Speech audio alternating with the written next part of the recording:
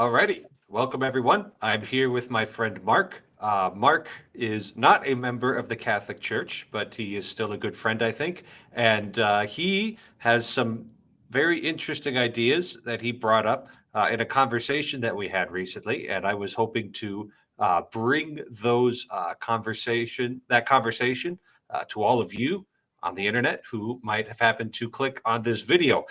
So, Mark, is there anything else that you'd like people to know about you?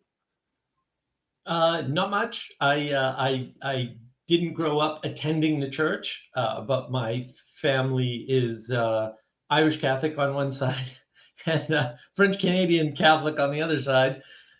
So I'm sort of steeped, sort of a la Tom Holland, his book Dominion, right? I'm Mhm. steeped in the Catholicism to some extent, but I haven't even read the Bible, so that's weird upbringing. I did go to a Catholic school, but they didn't, they were ill-equipped to deal with somebody who wasn't already in the church and Right. instill that Catholicism at the same time. But it was a wonderful education, so that was great. All right. At least we don't have any worries about that. Now, something that people who follow your YouTube channel, Navigating Patterns, I'll leave a link that in the description below, will hear you talk about is that there's a difference between a faith crisis and a meaning crisis. And so, what is the difference that you see between people in those two different kinds of crises? Yeah, so a lot of people who are Christians will refer to an event they went through or that somebody else went through as a crisis of faith, where they had faith and then something happened and that comprises their crisis, whether they question the existence of God or question their ability to adhere to doctrine, or there's any number of things. And I think your audience will be familiar with that, or at least able to get up to speed really quickly, right? The interesting thing to me, the thing that gets sort of emphasized by the rise of people like Jordan Peterson in particular, is that there's a whole class of people that aren't out of the faith. They were never in the faith. Hmm. And that seems to be a different class. And it's not to say that Jordan Peterson's tools can't help both sides, right? Hmm. People who are in Hmm. a crisis of faith and people who are in a meaning crisis. But the meaning crisis people, they're in a special circumstance because it's not just that they don't have access to the language of, say, Christianity, if you want to put it that way. It's Hmm. that they don't have the concepts upon which the questions and language is built, right? So they don't understand a world where creation is the starting point for your axiomatic assumptions about the world, right? The Hmm. first Hmm. step in dealing with these things, it's been given to them as though, well, everybody knows what ethics is. Everybody knows what a good person is. Everybody knows how to be kind. Everybody Right. knows Right. the limits of compassion. And they've never thought deeply about these issues. And their access is through philosophy. And part of my argument is that philosophy is not supposed to do that. It wasn't Hmm. designed for that. And it Hmm. can't do that. Hmm. Right. And what you need in that case, I personally don't feel that theology is the right way to do that either. I think theology and philosophy are sort of, elitist, not in a bad way, but elitist projects for people who can think at that level and who are willing to put in, hours and hours Right. and hours and hours of work, right? Now, here's what I've seen and reflected upon after getting these concepts down is that, even as a priest, I've encountered people who are going through some kind of a crisis of faith. And it'll be something like, yeah, I grew up going to church. And then, when I was 13, my mom died in a drunk driving accident. I'm making this story up here, but it's pretty typical. And all of a sudden, I found myself raising my younger siblings. My dad started drinking. He seemed to be really lost. And at that point, I was angry at God. And I've been kind of drifting through my life, and now I'm in my early 30s, and now I feel like I want to have God back in my life, but I don't know what to do about that. And that would be kind of a typical profile of somebody who goes through a faith crisis, that maybe they had this naive adoption of the faith, which is where you have to start, right? Especially if you're being raised in it. But there's some kind of a trauma or some kind of a question or some kind of an experience. Now, the thing is that when a priest encounters, or let's say even just a faithful Christian, when they encounter somebody going through a crisis of faith, where they want to have that connection with God, they want to have that connection with things above them, we know how to deal with that. We have tools already built into the church for dealing with that. Very often in these cases, I've even had cases where somebody's going through this faith crisis, and I just give them the right Bible story, and then all of a sudden, bam, everything clicks, everything falls right into place. That's what I've been missing. And then all of a sudden that they're able to just pick up right where they left off. They've got a lot of peace, and and it's not always that easy, but sometimes it is that easy, where you just give them the right truth, and all of the stuff that they had inside of them falls into place. The thing about the meaning crisis is that people are just so separated from God, we could say, separated from participation in the faith, that these stories and these ideas don't land at all. And so you can tell them, and it's sort of like we're giving people information without being able to express to them why this information is important. Right. So it's like, what does it matter that God loves me? What does it matter that Jesus died for my sins? That's where people in a meaning crisis, that's where we lose them, is that we're not actually able to articulate in a way that they can understand why this is important. Yes, exactly. They have no frame of relation. And, one of the things that my friend Manuel Post and I have been working on for almost 3 years now is, what does that mean in terms of models, and why isn't it that, why is it that they can't relate to something like a biblical story, right? Mm-hmm. Why is it that they, don't have this framework? Like, what are all the sort of, maybe not all, but what are some of the core missing pieces? And I think that when you look at the work of somebody like Jordan Peterson, he's using certain tricks, and I have videos about that on navigating patterns on my channel. I have like three to four videos now about what he's up to and what he's doing, and sort of showing people, no, there's a specialty to what he's doing. It's not preaching in the way that, church people would do. Yeah, exactly. And it's not merely a difference of language. He's also, he is avoiding language, or maybe he doesn't even have maybe like me, he doesn't have the Christian language. Like, it's not, and the language, a language problem is not just, oh, you have this word, not this word, that mean the same thing. That's not what's going on. What's going on is they don't have the concepts yet at all. And so you look at the work of somebody like John Vervaeke, who, that's one of my specialties, is John Vervaeke's work. You can watch him, in my opinion, build up these concepts and then come up with Greek and Latin words for them. Why? Because he was sort of traumatized very early out of his faith.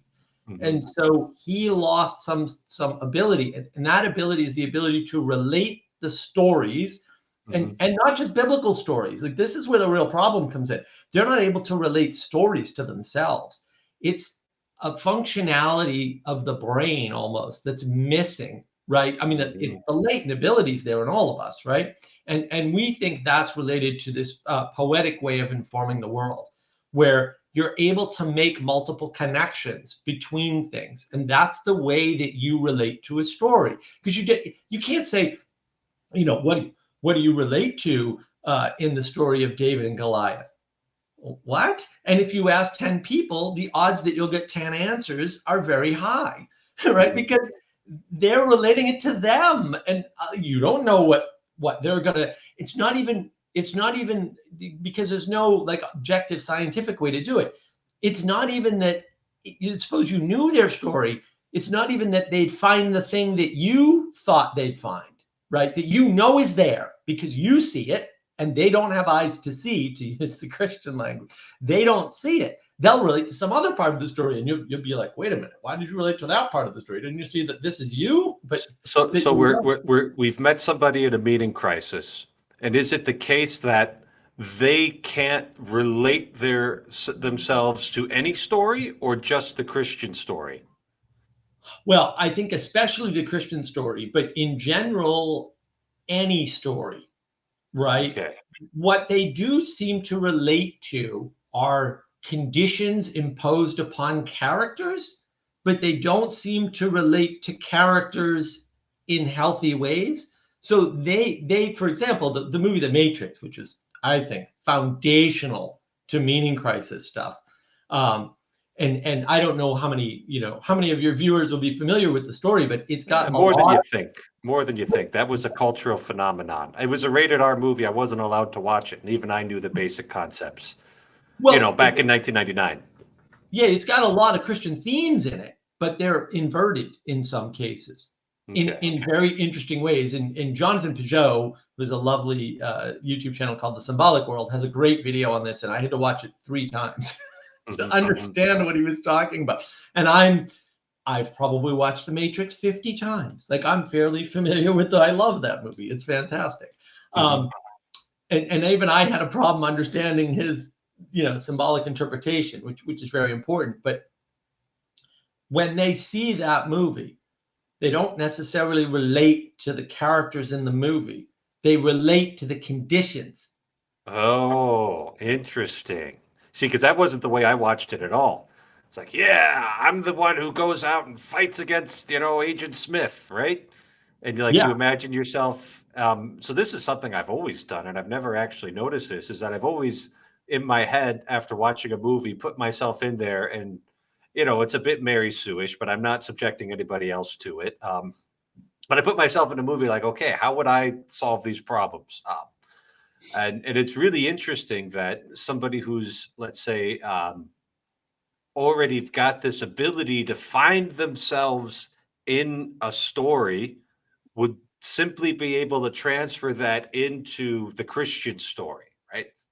yeah, Whereas if there's this cutoff from being able to locate yourself in a story, then you might be able to relate to the condition of this world around me actually being an illusion, the condition of needing to break through the illusion to get to the truth, but not actually being able to relate to Neo or Trinity or Morpheus uh, or any of that. That's really interesting that they wouldn't be able to find themselves with a particular character there. right. And that, I think, is the loss of the poetic. Is it's in some cases it is, although I don't particularly like this term, a loss of the ability to empathize. Like they are Okay. so separated from the world that they can't put themselves in the shoes of. And when they do try to do something like that, what they seem to be doing is creating a model in their head.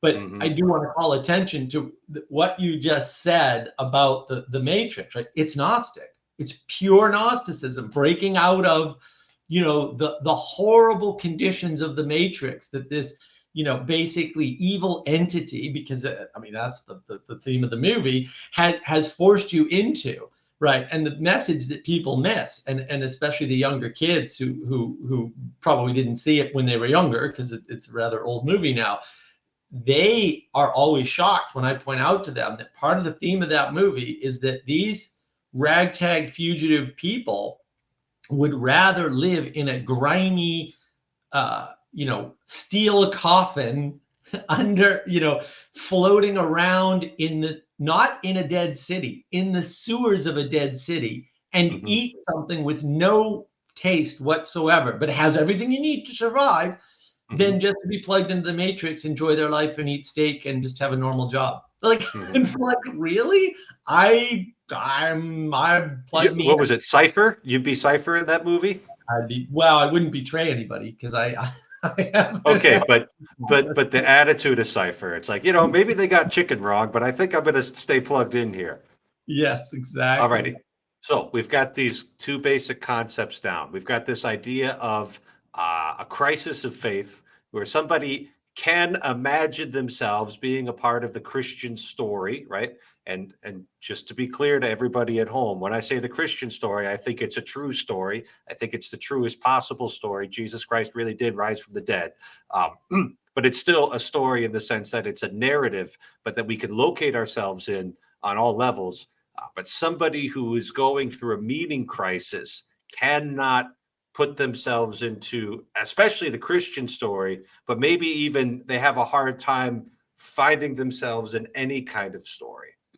And it seems like it's things like believing that the universe is primarily material and doesn't have any much of an appreciable spiritual component to it, and that the universe can be approached primarily through science and through reason, that actually cut you off from the ability to actually approach the universe as a story. Does that sound right? Yeah, I think that's certainly part of it, right? So a materialist for me is not somebody who denies, we'll say, the spiritual, right, or the ethereal, or anything like that. A materialist is somebody who believes that the primary mode, the mover of the world, is material. And the way you know this, and I'm going to do a video at some point with a bunch of tells. I've got a list. I got to figure out how to do the video. One of the ways you know this is that they say things like, well, if they just changed Twitter as a platform with this feature, then everybody would start to behave or behave differently. And while there's some truth to that, obviously, because we conform to the world, that's not the way the world is. Like, we have to voluntarily conform to the world. Otherwise, we will just not use Twitter.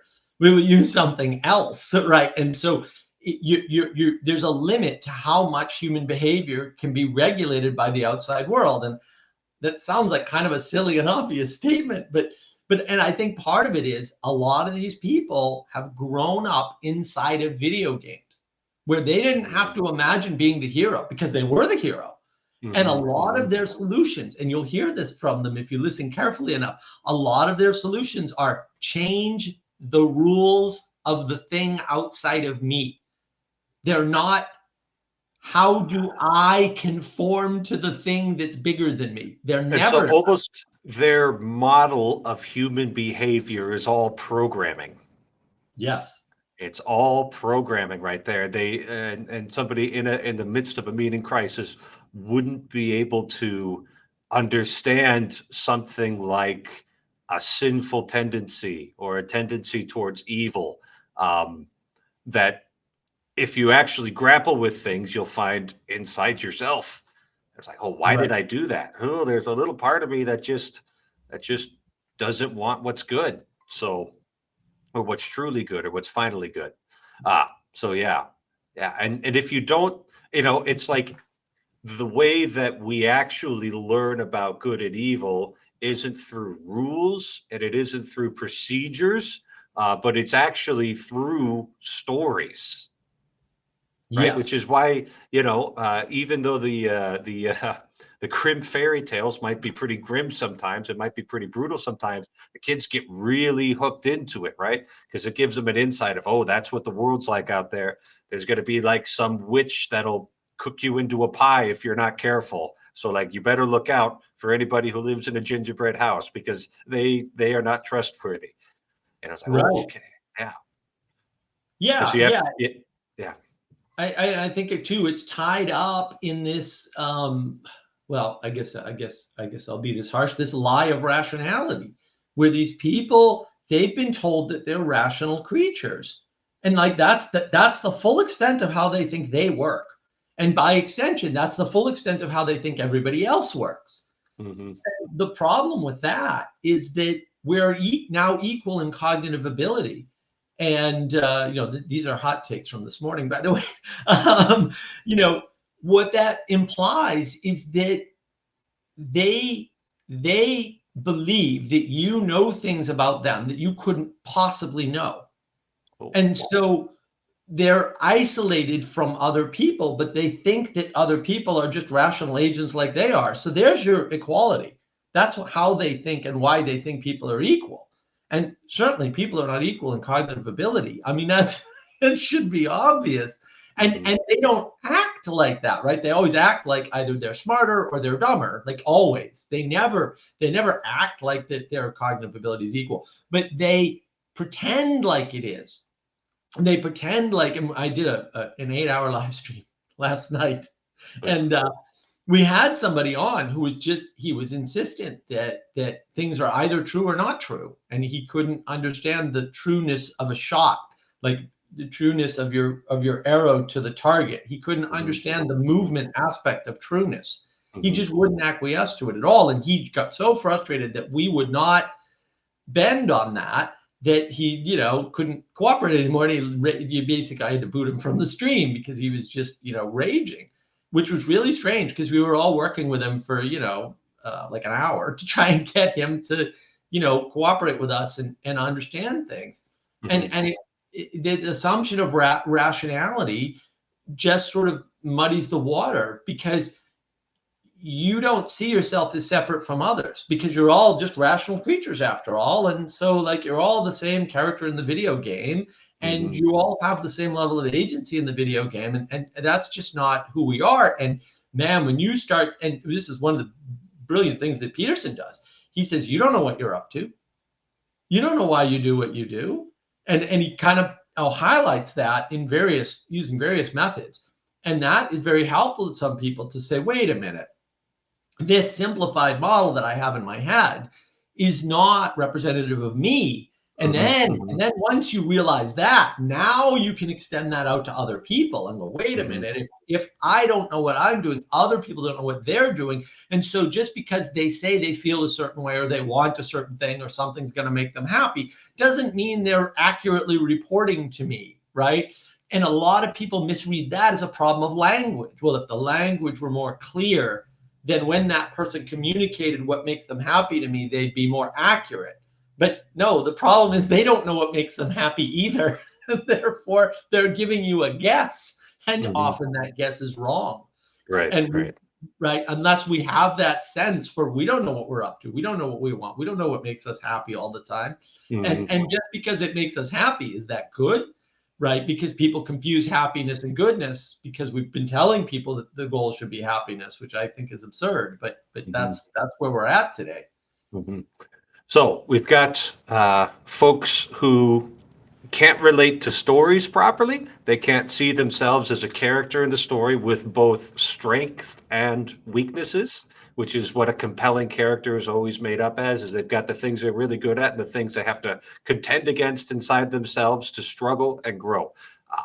They can't see themselves then inside of the Christian story, where they are a human being with strengths and weaknesses. They've got their virtues and they've got their sins that they're dealing with. And it's this fundamental, and you call this the poetic, which might not be immediately available to something, but there's this way that you can develop to relate to other people as basically characters in a story, right? And they've got far more depth to them in that way than simply an avatar in a video game, right? And so these people are really stuck in a way, and are stuck in a way of being. They've built up habits of relating to other people that are not helpful. They're fundamentally not helpful. Does that sound like what you've been observing in all of these different interactions that you've had? Yes, that's very well articulated, by the way. Yeah, that's a really good way to tie it all together.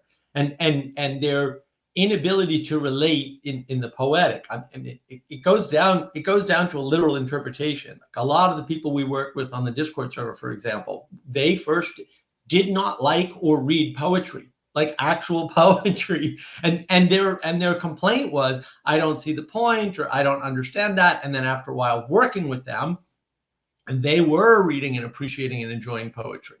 And so, like, again, it's not like everybody doesn't have the ability, but it is like either it was developed and it's become undeveloped, and I would say that's more a crisis of faith than it is a meaning crisis, or it was never really developed.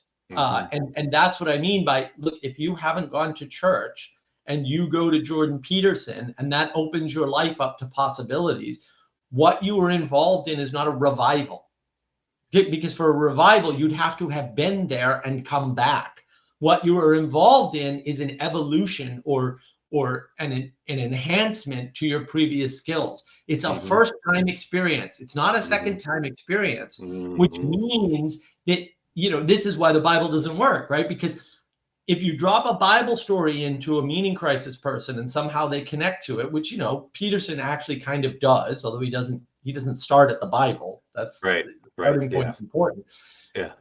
That doesn't mean they can relate to all the stories of the Bible all of a sudden. But when you do that to your point, to your story, when you do that with a crisis of faith person, you just get them one story and the rest of the Bible comes alive and they're in the Christian story and they're not fixed, they're not done, but now they're able to Navigate. They're able to navigate. to They navigate. have the goal and they have the path. And there might Right. be surprises along the way, but when you got the goal and you got the path, now you know what to do.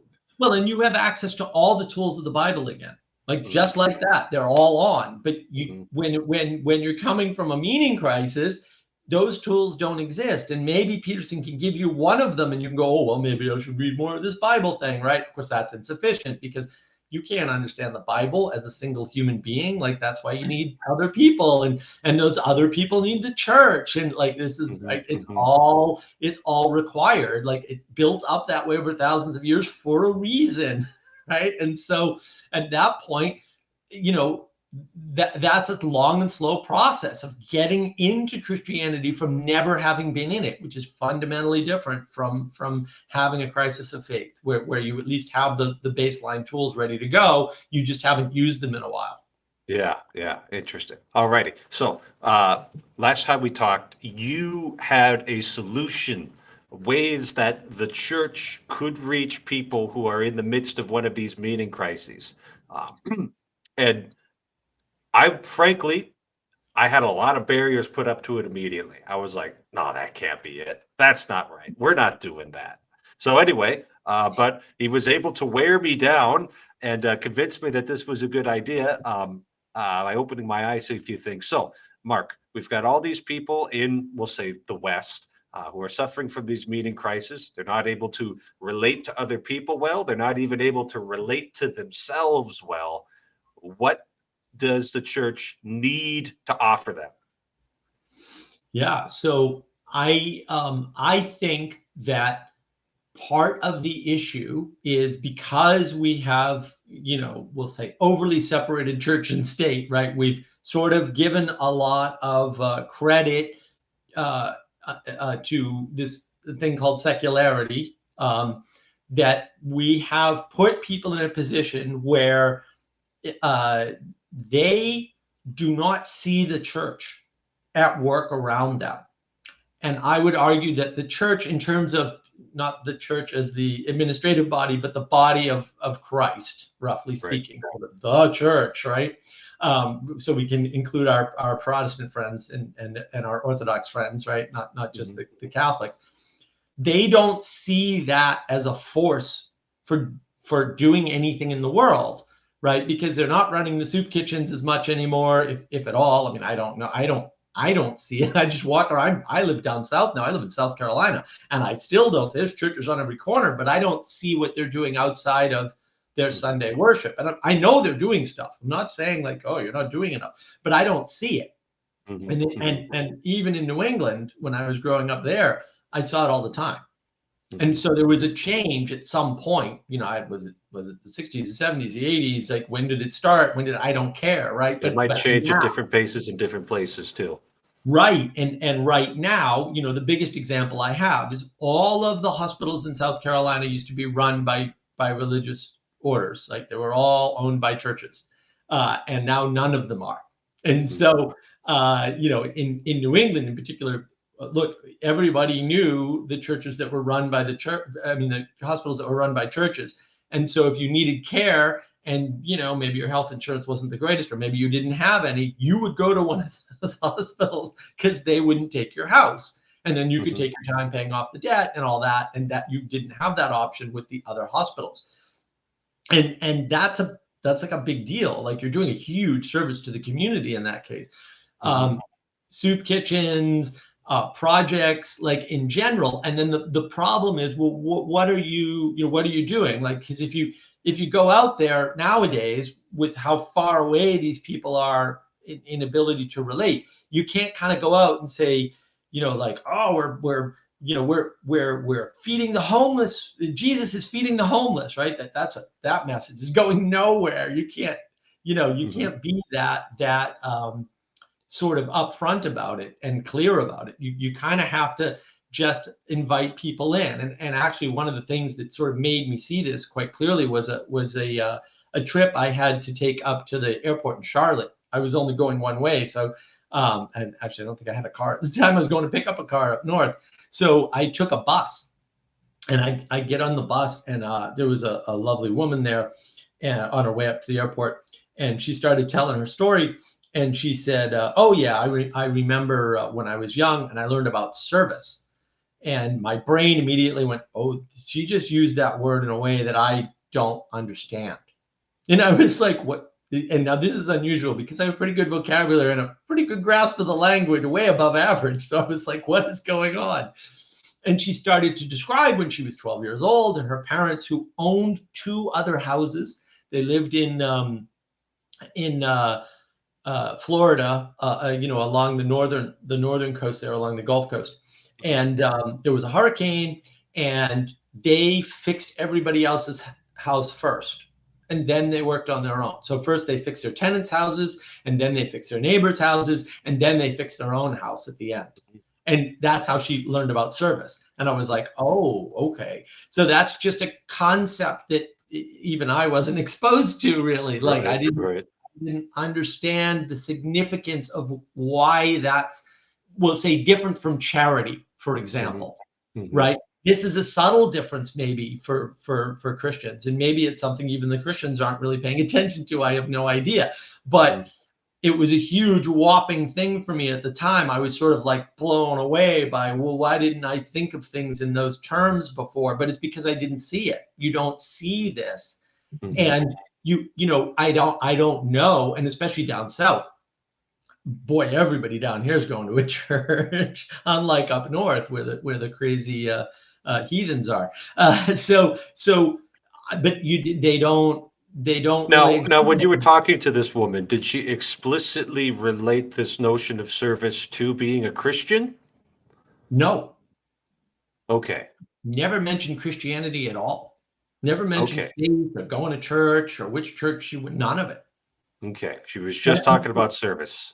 She's just talking about the first time she learned about service, and I was like, All right. Now I know my audience is waiting for, what do the churches need to do? So right. Well, we need that exemplification in the world. Like, look, I understand that, like, the Catholic Church isn't going to go and buy back all the hospitals they just sold, for example, because they probably don't have the resources to run them anymore, or whatever. But if no one's out there doing good deeds, and then people are going, oh, maybe I want to be involved in that. Like, how do I help them, relate to other people, do good deeds, right? If no one's doing things like, I know Pastor Paul Vanderklay, right? He basically gets involved in this Jordan Peterson meetup group, right? And then they've developed their own protocol, whatever. But there's nobody out there interfacing with these people in person and giving them something to commune with, right? And so the question isn't, how do we grab people from the community into the church? And actually I got this from you, right? The question is, how do we build a community from which we can bring people into the church? And so that's something like going out there and helping. People don't have the skills to commune, to be in community or in communication anymore. Like, we've seen the breakdown in communication, but it's communication. No one's out there showing them how to do that anymore. I mean, that's why I like Paul Vanderklay's channel, for example, because he's actually showing people how to have good conversations and how to tell their stories, right? He actually helps people tell their stories, which I think is amazing. I'd be a little more structured about it, but that's just me. But it's good to see people struggling telling their stories, and then they realize, oh, maybe I don't know how to tell my own story. Maybe I don't understand myself well enough And that's oddly, or not so oddly, part of Jordan Peterson's work as a psychologist.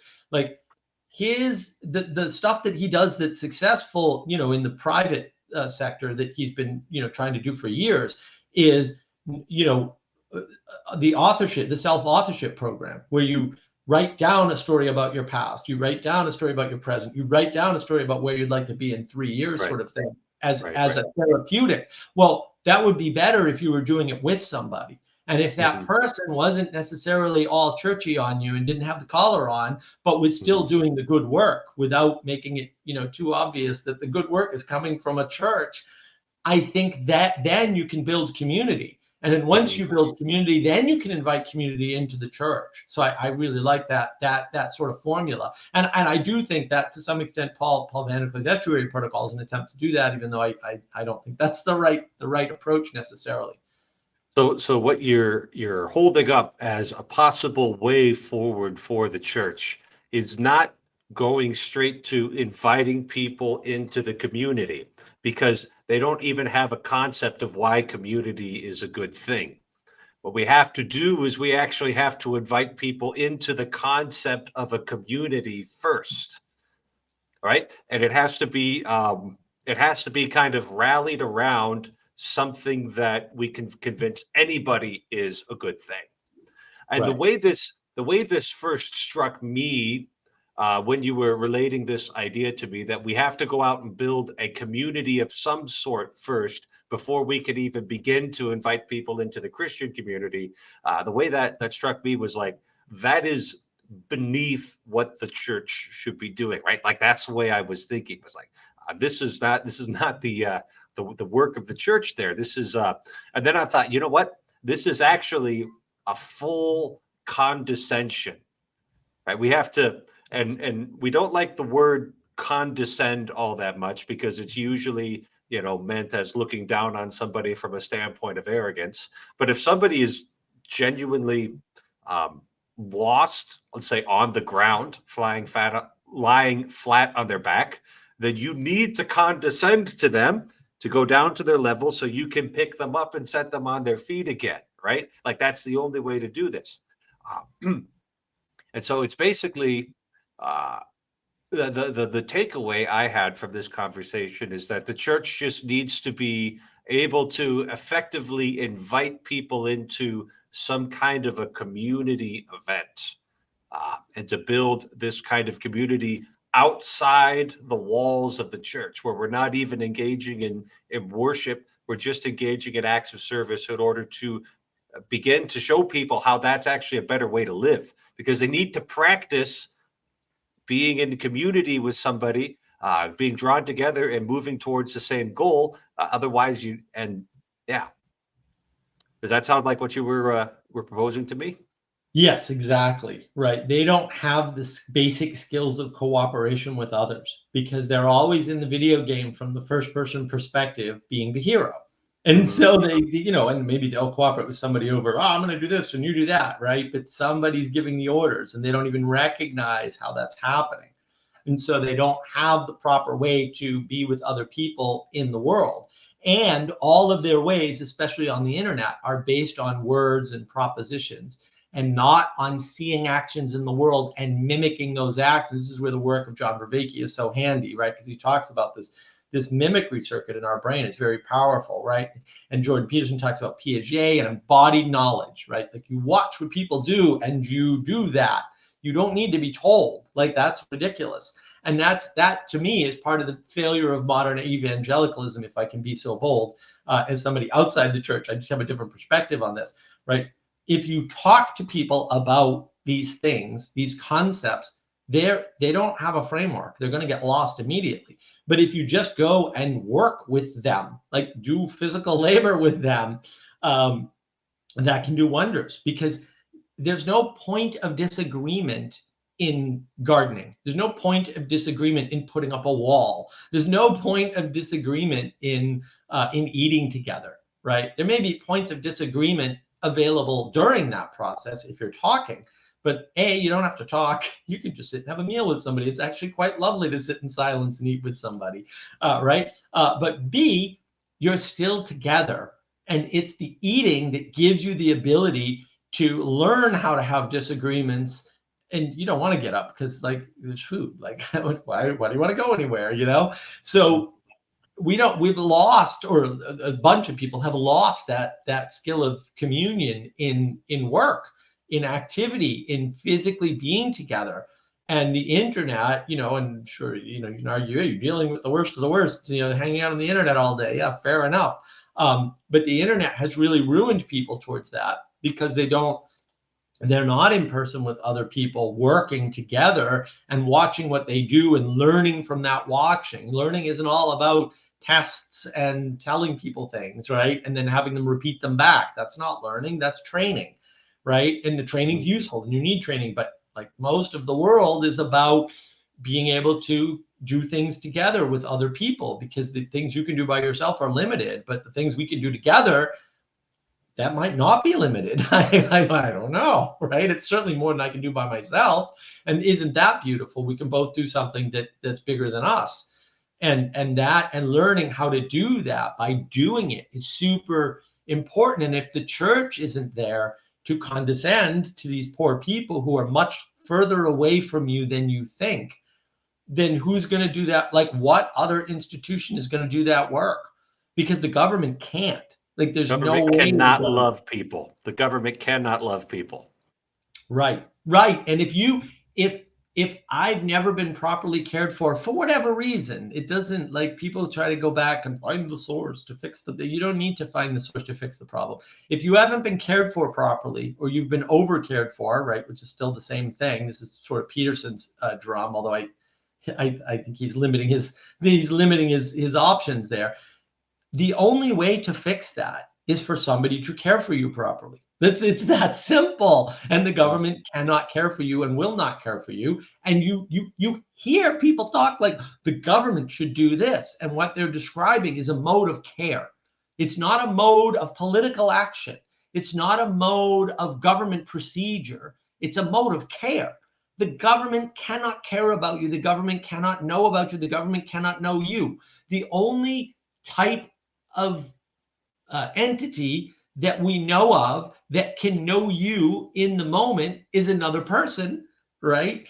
Or God, right? If you're going to be Christian about it, there are no other possibilities. Nothing that we've built, no AI, no government, no political system, no economic system, no method of moving goods and services around can care about you.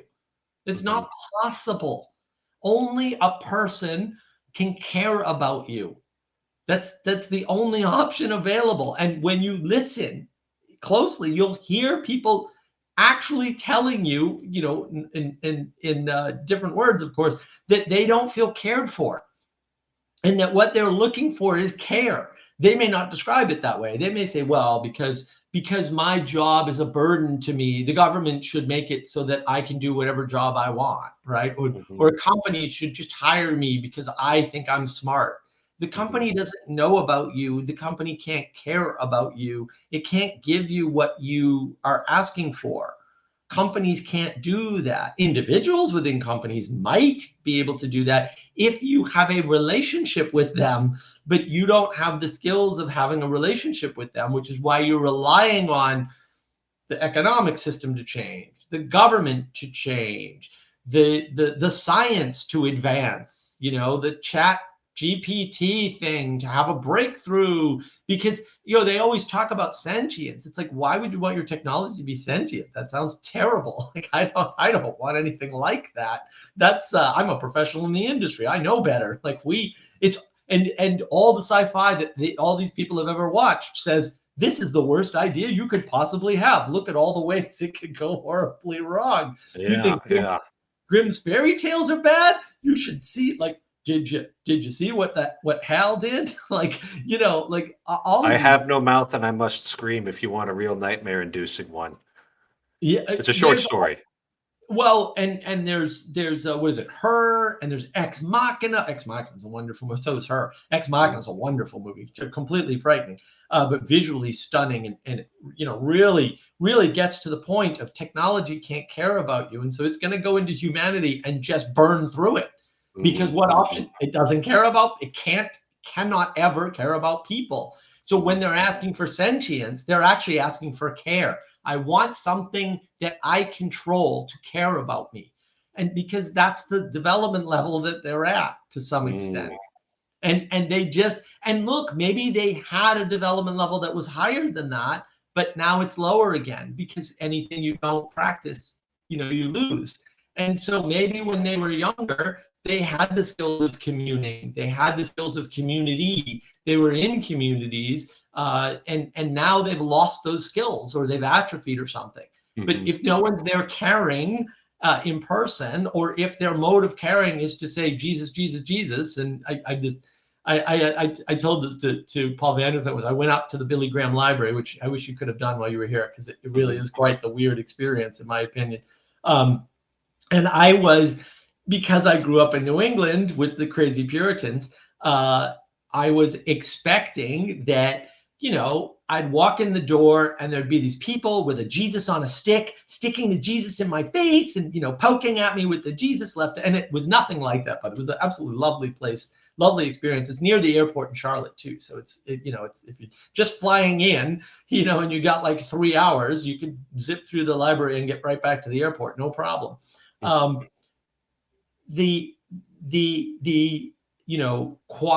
It was a quiet place, right? So there was a quietude throughout the place. The building, you walk in the bottom of a cross to get into the building. It's a really sort of stunning experience. And nobody said anything until like the very end. There's a little tour thing, and it's quite the experience. It can be quite jarring. Until the end, where they were like, would you like somebody to pray with you? And I was like, I don't think I'm qualified to pray. I got to get out of here. I don't know what just happened to me, but I feel weird. I need to go. See you later. Bye. But the expectation of, we'll say, the evangelical mission or something, because that's how Billy Graham is seen. I don't know how accurate that is, right? I'm not up on my Billy Graham history further than what the library told me, which is all wonderful stuff. That idea, that I had in my head about what they were going to do wasn't there. And so it was a very jarring experience, because I was sort of expecting more people to evangelize to me and say things to me that were never said, and nobody bothered me or came up to me or anything. So it were just the people at the end of the little tour thing saying, we have prayer rooms. And that was the extent of their involvement, other than saying hi and being super nice and Christian-y. And I was like, wow, this is lovely, actually. I wish the bookstore had a better variety than just Christian books, but because I love books, as you can tell. But people don't have that experience, so they're not going to go near the Billy Graham Library, because they know who Billy Graham is, and it's a big cross. But to be in communion with people, and then to get to know them, and then all of a sudden find out, oh yes, I'm a Christian, and maybe you get a sense over time, well, that's why they're like this. That's why the other people on the internet are busy yelling, right? Because if you think about it, the atheists are just yelling at each other, and non-atheists, but that's their stock and trade. Their stock and trade is disagreement. It's the hot takes, the clapbacks, the snide remarks, arguments. Like their whole thing is, let's have an argument, let's win an argument. And then everybody goes, I don't understand the tribalism. The tribalism happens when you can't commune. It's not tribalism, it's individualism, because you think you have control, or you think you will be granted control of the material world through science, which is a complete ridiculous overstatement of science and lie. It's not going to happen, right? And so you don't see the need to cooperate with other people, but you do see the need to win the argument. I mean, we had people come on and sort of assault the various Discord servers and say, you guys are all in a cult and I need to save you from it. And we're kind of like, really? Like, you're gonna save us as an atheist from what exactly? Like, I don't like when you're saving us from the Christian, like you're pulling us out of the Christianity, where is that saving? Where is that savior? What is the thing, right? And they have nothing, of course. By definition, they say they have nothing. They just want you to be with them. And that's where the tribalism comes from, the inability to commune. And the inability to commune comes from no common ideal. no common ethos or ethic, no Right. common sense of the good.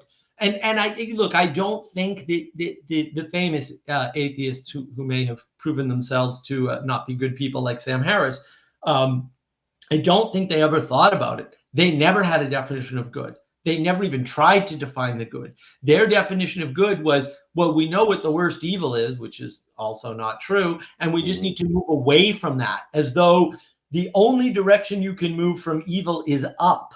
But last time I checked, you could just kind of move Sideways. along or kind of move this way, and you could also move back down, because Yeah. maybe you've located the evil here, but actually the evil's all over here, and you move up and then you move back down, and now you're back on the plane of evil again. Like, this never occurred to these people. I mean, and Yeah. that's what I Yeah. mean by Yeah. the Yeah. concepts are missing.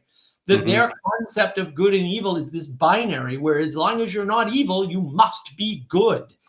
And it's like, Yeah.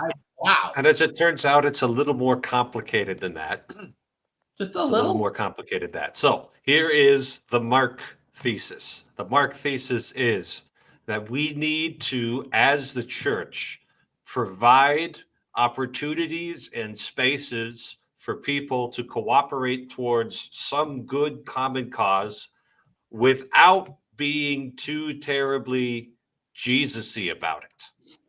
Right? We just give people that space. We just give people that opportunity and the invitation, and they need to experience what being a part of a community with its joys and its struggles. And if we do that, and without getting all wordy with people, without getting all preachy with people, without the coming at the people with the Jesus on the stick, they will actually want to join up with us. And maybe not 100% of everybody that we welcome in, but probably a bigger percentage of what we might get just doing what we've always been doing, which at the moment does not appear to be working. Yes, yes. Well, and I would say to some extent, and that was well articulated, by the way. But I would say to some extent, it's even a simpler formula.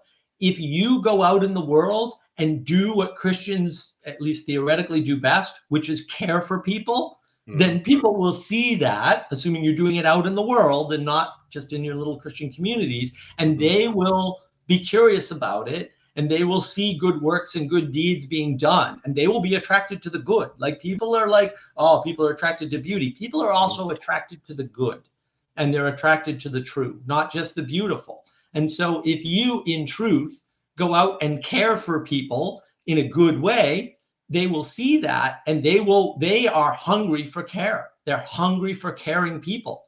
And I think, like, that is the Christian mission, is to care. And it's not to care about just the other Christians, right? It's to care about the world and all of the people in it, and all of the animals in it, for that matter, right? Like, that at least in how I grew up, was what I was thinking the Christianity was all about, to some extent. Mhm. And I just don't see the Christians showing the caring publicly in a way that attracts people to come and cooperate in that caringness, right? To commune with them. And if you try to describe it to them and, like, well, why should I join your little club, Mhm. right? Well, you should join the club because, we have book club for Jesus, and we talk about, the deep issues of philosophy, and, the reason to join your club is because you care. Yes, yes. And just in case you guys think that Mark is just making all this stuff up whole cloth and it has nothing to do with Christianity, let me remind you of the words of our Lord and Savior, Jesus Christ. You are the light of the world. A city built on a hill cannot be hidden. No one, after lighting a lamp, puts it under the bushel basket, but on the lampstand, and it gives light to all in the house. In the same way, let your light shine before others so that they may see your good works and give glory to your Father in heaven. And so basically, what this pagan from outside the church is telling us is that we need to follow Jesus more closely. Well said. Well said. All righty. Thanks for your time, Mark, and I really appreciate this. And I hope that I'm actually able to start putting these things that we've talked about into practice here at some point before I die. That would be lovely. Well, and hope everybody else can see the value of reaching out. And it's very much part of what I'm doing is trying to work on, well, how do we build communities? How do we tell people how to build their own communities, right? Because I'm not going to fly around the world and build communities for people. That's a little stressful, but I am happy to help. We have a lot of research that we've done on these particular meaning crisis people and how to get them interested in communities and what sorts of things attract them. So if anybody has any questions about that, they can reach out to me, maybe through you, or they can find me directly on my YouTube channel or whatever. And I'm happy to help in any way that I can. All righty. Appreciate your help, Mark. You have a blessed day. And all of you have a blessed day.